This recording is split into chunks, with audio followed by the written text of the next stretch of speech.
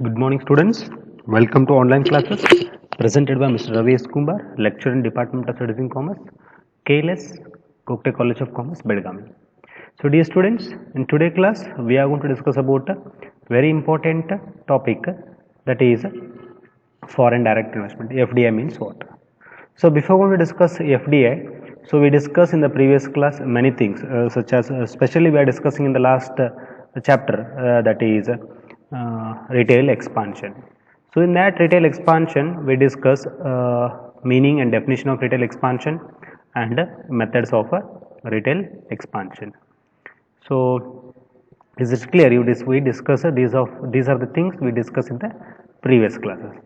But in today's class, we are going to discuss about that is very important, that is foreign direct investment. FDI means what? So, dear students, again I would like to tell one more very important, that is what it is. That is very important. That is, see, all 3 units PDF notes will be given in the college link portal. Then you have to download the PDF document and you have to make it notes. And as per the syllabus, the things already are given you, just to go through that. And remaining 2 chapters notes will be given after completion of 4th chapter. Okay, and we'll move to the, let us start with the foreign direct investment. FDI means what? So, dear student, you all are very familiar with the FDI. So, FDI in the sense of what? That is foreign direct investment. Okay, see, foreign direct investment is popularly called as FDI, and it is an important method of investing the capital in the foreign countries, because whenever we want to invest the capital in the foreign country, so we have to go through, that is FDI. So only it is very important method. It is one of very important rotation to investing capital in the foreign countries. So under this method, foreign investors participate in the equity of companies. So how we have to be invest in the foreign companies? We have to invest under the what? Equities, such as foreign direct investment may be varying proportion. If a investors or a group of investors hold more than 51%, the company have a equity capital of that company, and the 51% holding of the shares, the company will be controlling and management of the entire business in the international firm. And after that, very important regarding that, again, introductory aspect of foreign direct investment. As you know already, what we know, the foreign direct investment is popularly called as FDI and is one of the best method to investing under the foreign countries. According to that, the foreigners are investing in the equities. So equity is nothing but what? FDI, that is foreign direct investment. So FDI may be varying the proportion. If the investors or group of investors hold more than 51% of the shares, so one who is having 51%, the person will be controlling and management of that business. And I will took the second point regarding foreign direct investment under the introductory aspect. See, investment of a foreign assets into the domestic structure. It means what will happen under the foreign direct investment? So the investment of foreign assets into the domestic structure. It means foreign assets are invested according to the domestic, means which country, in where we have to investing my assets. For example, I am USA, you all are Indians. So USA want to investing in India. So when USA want to investing in India, so when USA want to invest their assets into India, so that asset is to be converted and invest under the water according to the domestic structure, means as per the domestic country, as per their structure, as per that domestic country structure, they have to be invested. And third point, equipments and organizations. So what they can invest? Their investment in assets in the sense of what? It may be equipments or it may be in the form of organizations. It does not equity invest in the stock market, that can be withdraw anytime. But the FDI does not invest in the equities, nothing but a share market. It is a direct investment in the assets structure of the organizations. See, foreign direct investment is a direct investment of the assets. So in which form they can invest? That formation, it may be in the capital investment, it may be knowledge investment, or it may be technological investment, is tied up to the project and cannot be withdrawn, and it is longest investment that can help in the promotion of organizations. It accepts investment risk doing the investment in the businesses. This is all about known about what a foreign direct investment. Once again I will repeat the introductory aspect of foreign direct investment. Foreign direct investment is popularly known as FDI. First point. Second point is what? It is one of the best method investing capital in the foreign countries, and one who investor or group of investors, if they are having more than 51%, those only or they only have authority to management and controlling of that business. And investment of a foreigner asset, investing of the foreign asset, that is to be according to the what? The domestic structure. It may be equipment or it may be organizations. And the direct investment in sense of what? It may be knowledgeably or it may be capital or it may be technologically. And let us move to the next aspect, that is most important, FDIs. FDIs can be further following the types. So basically the three types of FDI classified. One is what? Wholly owned or 100% subsidiary. Second one is Greenfield Strategy, and third one strategic alliance.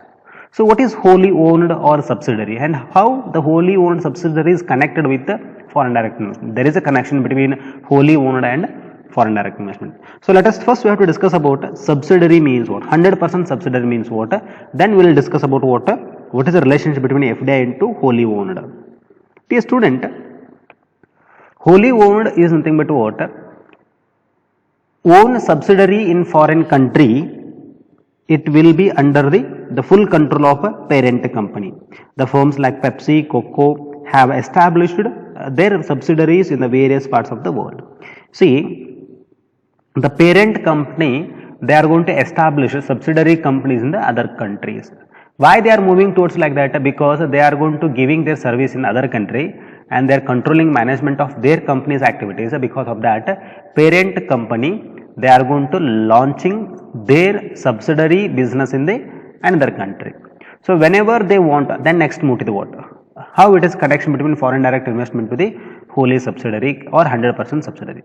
So in such cases what will happen when the Pepsi company or when Coke company, they want to establish or establish their subsidiary companies, whenever they want to establish, they need a huge capital. Host countries, they can need for the promotion of their businesses and for the development of their businesses, they need more capital. So when they need capital, they are moving towards, they are focused about what? Foreign direct investment. This is the relation between wholly owned or 100% subsidiary companies connected with foreign direct investment. Once again I will repeat that wholly owned, subsidiary means first you understood. Parent company, they are going to started one more branch in the another country, that is wholly owned or that is subsidiary company. So best example, you know what, Pepsi and Coke and like other etc companies. So whenever the Pepsi company, they want to start their business in other countries, according to the country, host country, that requires huge capital or promote through foreign direct investment, because when they want, whenever they want to need more capital, they are focused through foreign direct investment. Is clear about wholly owned or 100% subsidiary. Let us move to the next is what? A Greenfield Strategy. See, it is a new concept basically. Greenfield Strategy is promotion of a novel venture. Novel means what? Novel is nothing but as you know, novel means what? A kadambari. So it is a promotion of the totally newly venture in the foreign country. That is new Greenfield Strategy. So according to the Greenfield Strategy, normally a new and virgin area of the businesses in that field, in that area, so that Greenfield Strategy will be adopted. So that is not tested by anyone is selected. That is why it is called as a Greenfield Strategy. In the case of Greenfield Strategy, every aspect of the business is new and novel.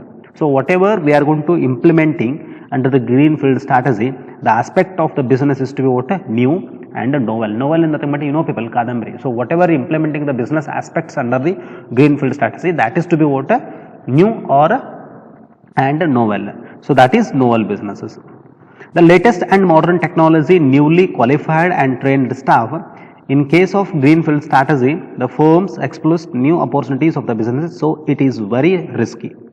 Host countries normally provides many incentives like land at concessional rate, taxes, concessional infrastructure facilities to encourage such novel venture. In very simple scenario, I will tell you. So, Greenfield Strategy is nothing but one of the new novel venture in the foreign country. New novel means what? Is a new type of business is introducing under the Greenfield Strategy. So when host country will providing all type of facilities, but when you want to launching such type of facilities of the novel aspect of the business, it's required huge capital in the terms of so to managing such type of capital, such type of expenses, we are focusing what a foreign direct investment. So next is what a strategic alliances. So what will happen in the strategic alliances? Every firm in international business has its own natural advantages. In simple terms, strategic alliances is nothing but the combination, strategic 1 plus 1, that is strategic alliances. So natural advantage, each company may have a specialization in any one or more of these areas.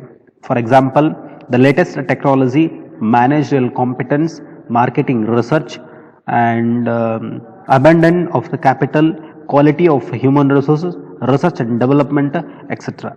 So these are all about what are strategic alliances. So two or more than two firms may come together from strategic alliance to share their natural advantages. This will not only increasing their size and capacity, it will make the firm more the competitive advantages, such as known about strategic alliance. Strategic alliances in simple scenario, one or two or more firms together, they are going to sharing their all the resources such as human resources, capital, research and development, technologically, marketing research, abundance of the capital, in all they are going to sharing, they are going to making competitive advantages. This is known about what a strategic alliances. Strategic alliances.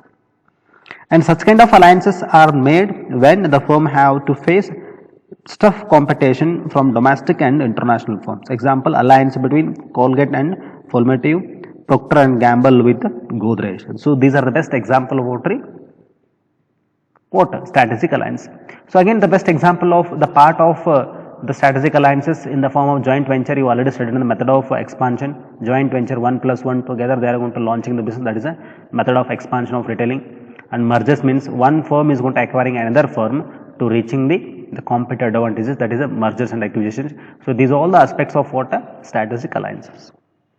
We'll move to the next aspect, that is the foreign direct policy of a government. So what will happen under the foreign direct policy of government? See, government of India does not have an encouraging policy of FDI in retail sector, but it has a demarketed the policy into the single brand and multi-brand.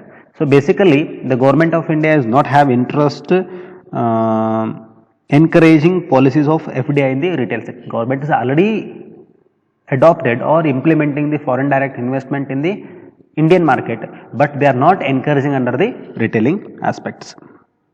So the market into the policy single branded and multi-branded.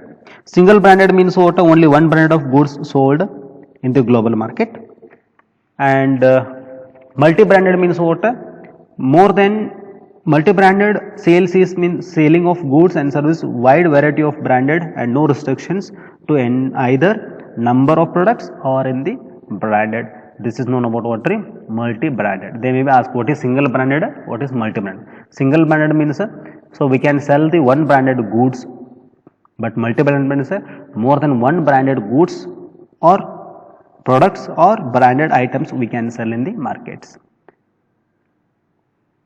Yes.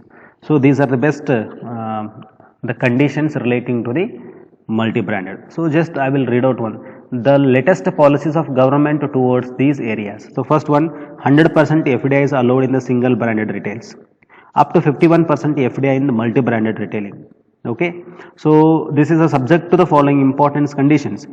Fresh agriculture products, poultry, fishery, meat may be unbranded. Minimum amount to be bought is 100 millions.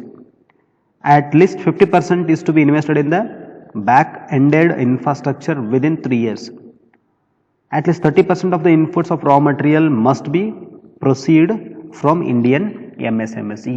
So these are the conditions has to put by Government of India. Just to go through that, you will be understood. So these are the conditions to be put by Government of India for the foreign direct investment.